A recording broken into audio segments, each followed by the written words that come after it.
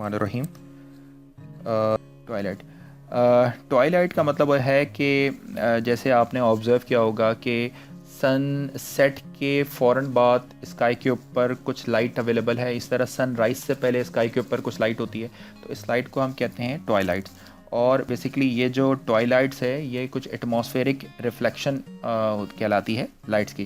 तो एटमॉस्फेयर में different particles हैं वेपर्स के, जिसकी जिसकी वजह से लाइट के अंदर कुछ रिफ्लेक्शन और रिफ्रैक्शन फिनोमेना होता है, जिसकी वजह से ये लाइट आपको दिखती है। तो सूरज गुरूब होने के फ़ौरन बाद आपको जो है वो कुछ लाइट दिखती है, या सनराइज से पहले कुछ लाइट दिखती है, तो उस लाइट को हम कहते हैं ट्वाइलाइट। ज़रा इस डेफिनेशन को जल्दी से हम पढ़ लेते हैं। Twilight is the light which separate night from day. When the sun set below the horizon, darkness does not come across instantaneously. The sun's rays still illuminate the atmosphere above us. The particle of a vapor in the atmosphere reflect the light and is scattered in all directions. Observation here show that the diffuse light is received as long as the light does not sink 180 degree below the horizon. तो फिर 180 degree below the horizon के बाद आपको वो light नहीं दिखती। Diurnal duration of a Twilight की definition ये होती है, the interval between the sunset and the time when the sun zenith distance is increased to 108 degree is called duration of evening twilight.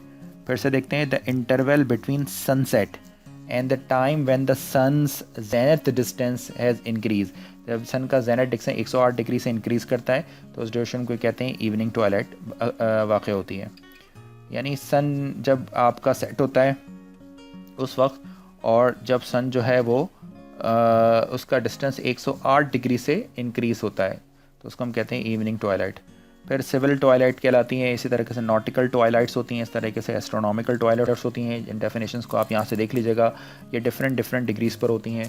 यानी सूरज के गुरूब होने के बाद फ़ौरन डार्कनेस नहीं होती है, ये कुछ डिग्री के बाद होती है। तो वो है 108 डिग्री है, इसी तरीके से 6, 12 एंड 8, ये हर जगह की अलग अलग होती हैं।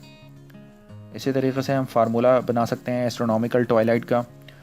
Hour angle of formula of duration of astronomical twilight, hour angle of a sun at sunset. ये जो लोकेशन है, सपोज़ यहाँ सन है और सन मीन सन है और ये सन यहाँ पर सेट होता है, तो ये जो है वो आपका है यानी ये आपके पास इलिप्टिक है, और ये वो लोकेशन है कि यहाँ तक जो है वो आपको जब जो है वो लाइट मिलती है। ठीक है जी, यानी ये सन यहाँ पर सेट होता है, लेकिन ये वो डिस्टेंस है जहाँ पर आपको लाइट, आपको ट्वाइलाइट मिलती है। तो ये फार्मूला हम पहले देख चुके हैं। Hour angle of sun at sunset, sunset पर जो आवर एंगल है वो आप ऊपर के कुछ लेक्चर्स को गो थ्रू कर लीजिएगा तो आपको पता लग जाएगा। तो हमने फार्मूला ड्राइव किया था कि कॉस एच इक्वल होता है -10 डेल्टा डिक्लिनेशन एंड 10 फाई, ये हमने फार्मूला निकाला था, और ये इस वाले ट्राइंगल से निकाला था, इस तरह की एक स्फेरिकल ट्राइंगल से निकाला था, ऊपर देख लीजिएगा आप उसको। At S2 the sun hour angle is, S2 पर जो सन का आवर एंगल है वो ऑब्वियस है कि आवर एंगल के अंदर, यानी यहाँ तक जो आवर एंगल है वो ये डिस्टेंस है, उसके अंदर ये डेल्टा H वाला डिस्टेंस आपने ऐड करना होगा।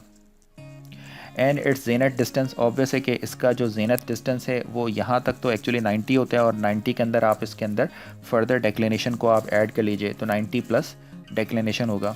यानी ऊपर कहीं होता है तो 90 माइनस डेक्लिनेशन हो सकता है, ये 90 प्लस डेक्लिनेशन हो जाएगा।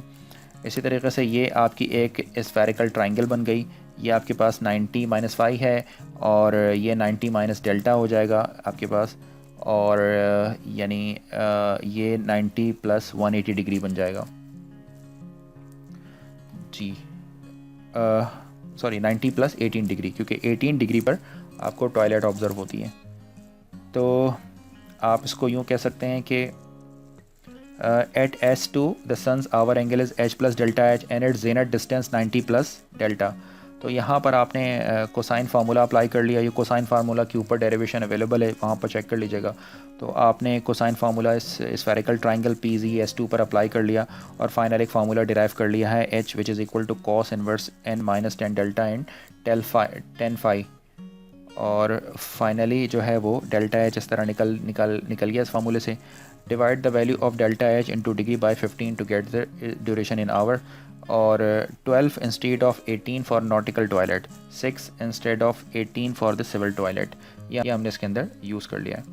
तो टॉयलेट की कंडीशन है, उसको देख लें हम, जो है condition for toilet does not end if the zenith distance of a sun at lower transit is less than 180 degree। यानी ये दो जो जेनथ डिस्टेंस है एक अपर और लोअर ट्रांजिट के ऊपर, ये मैं अपने लेक्चर के अंदर डिफ़ाइन कर चुका हूँ, उसको डिराइव कर चुका हूँ। आप वहाँ से इसकी डेफिनेशन देख लीजिएगा।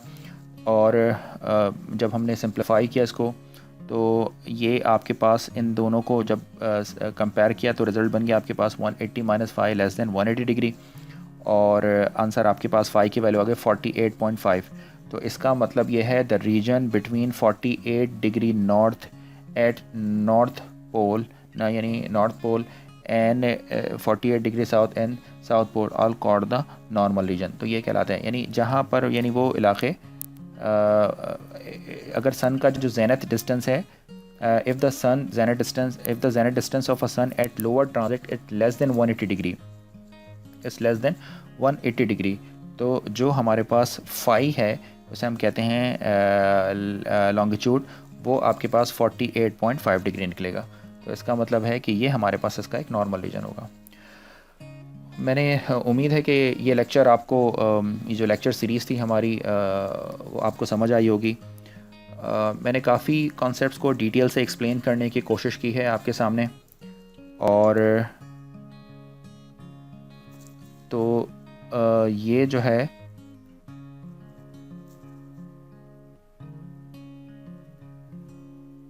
तो ये कॉन्सेप्ट्स को मैंने काफ़ी डिटेल से एक्सप्लेन किया है।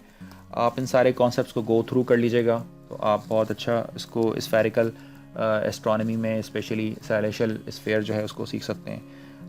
बुक जो मैंने फ़ॉलो की है इन लेक्चर्स के लिए है वो है स्मार्ट की book, spherical astronomy by Smart की बुक है। इसका ये सेकेंड एडिशन को अगर आप गो थ्रू कर लें तो ये सेकेंड एडिशन के अंदर ये चीज़ें आपको मिल सकती हैं। तो जो लोग स्फेरिकल एस्ट्रोनॉमी या मैथमेटिकल एस्ट्रोनॉमी का कोई कोर्स पढ़ रहे हैं तो वो इन लेक्चर से बहुत ज़्यादा फ़ायदा उठा सकते हैं। ये लेक्चर बहुत ही सिंपल वे में लिखे गए हैं। आप इन लेक्चर्स को गो थ्रू कर लें अगर, तो इन लेक्चर्स के अंदर उस स्फेरिकल एस्ट्रोनॉमी स्मार्ट की बुक में जो चीज़ें दी हुई हैं उसको बहुत सिंपल वे में एक्सप्लेन किया गया है। तो कोई भी लेमैन जो है जिसको मैथ का थोड़ा सा भी कॉन्सेप्ट हो, वो अगर इन सारे लेक्चर्स को गो थ्रू कर ले तो इंशाल्लाह स्फेरिकल एस्ट्रोनॉमी में सेलेशियल स्फीयर का चैप्टर वो बहुत अच्छा, बहुत ईज़िली समझ सकता है। तो ये सारे कॉन्सेप्ट बहुत, और ये बहुत ही यूनिक वे में लिखे गए हैं। आपको इन लेक्चर्स की क्वालिटी से आइडिया हो रहा होगा कि बहुत ही यूनिक स्टाइल के अंदर लिखे गए हैं, बहुत ही सिंपल कर आपको एक्सप्लेन किया गया है। तो उम्मीद है कि ये सारी चीज़ें आपको अच्छी लगी होंगी। अगर आपको ये लेक्चर्स लाइक करते हैं तो प्लीज़ कमेंट ज़रूर कीजिएगा। अगर आपकी कमेंट्स और आपकी अप्रिसिएशन मेरे लिए बहुत वैल्यू रखती है, और इन फ्यूचर भी मैं इंशाल्लाह बहुत अच्छे लेक्चर्स आपके लिए प्रोड्यूस करूँगा। बस इसी तरीके से आप सपोर्ट करते रहिए। अगर आपको अच्छा लगे तो अपने दोस्तों को बताइए, आप लाइक कीजिए, आप शेयर कीजिए, और इसी तरीके से मेरे चैनल को क्लिक कीजिए, मेरे चैनल को सब्सक्राइब कीजिए। Thank you for watching this video, और आपके टाइम का बहुत शुक्रिया। Thank you.